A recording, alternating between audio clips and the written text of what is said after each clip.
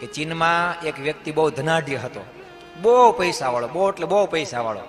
અને પછી એ વ્યક્તિ જ્યારે મરી ગયો ને, પછી વ્યક્તિની જે પત્ની હતી ને, એની પત્નીએ એ જે એના ઘરે કામ કરતો હતો નોકર, એની સાથે લગ્ન કર્યા.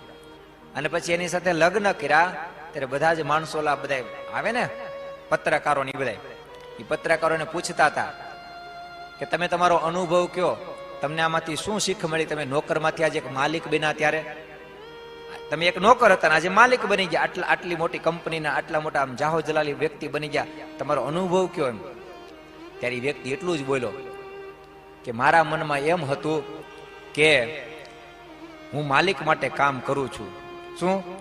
મારા મનમાં એમ હતું માલિક માટે કામ કરું છું, પણ આજે મને ખબર પડી માલિક મારા માટે કામ કરતો હતો. તને વયો જો કોને રહ્યું બધું? આને રહ્યું.